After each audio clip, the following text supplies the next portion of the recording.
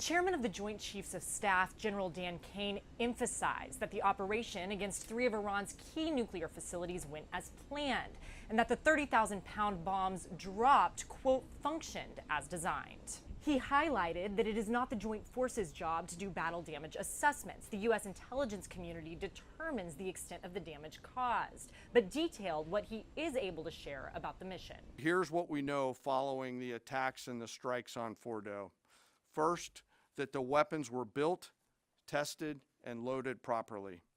2, the weapons were released on speed and on parameters. 3, the weapons all guided to their intended targets and to their intended aim points. 4, the weapons functioned as designed, meaning they exploded. And we know this through other means, intelligence means that we have that were visibly we were visibly able to see them. As experts have questioned whether Iran was able to move any of its highly enriched uranium stockpiles from the attack zone ahead of time, President Donald Trump claims that nothing was taken out of Iran's nuclear facilities before the U.S. strikes last weekend. The president and his top officials have repeatedly said the strikes, quote, obliterated the nuclear sites, but full impact assessments are still ongoing. At the White House, I'm Julia Benbrook. Video obtained by CNN shows a barrage of missiles lighting up the sky in Doha, Qatar, as Iran responds to airstrikes from the U.S. and Israel. A U.S. defense official tells CNN that there are no reports of U.S. casualties caused by the short-range and medium-range ballistic missiles fired by Iran.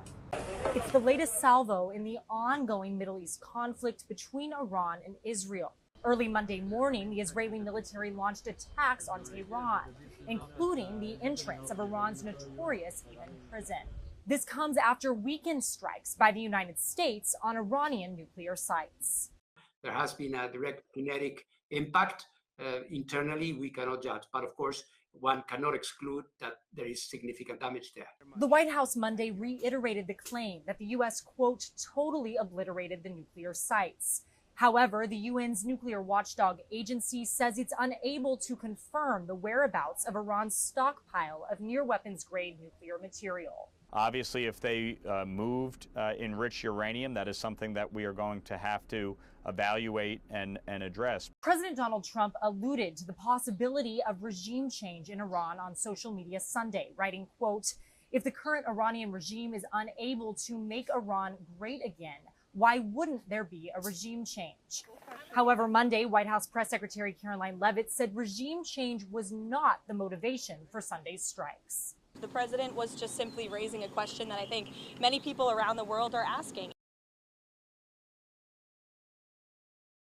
There were secretive meetings happening on these new terms that are being discussed just the day before the Trump administration carried out the strike on Iran's nuclear sites, and those conversations have continued after the strikes occurred. So what we're learning is that there are discussions about sanctions relief for Iran. There are discussions about freeing up $6 billion in Iranian funds that are currently restricted from use. There's also discussions about providing access to the Iranians to $20 to $30 billion to rebuild its civilian nuclear energy program.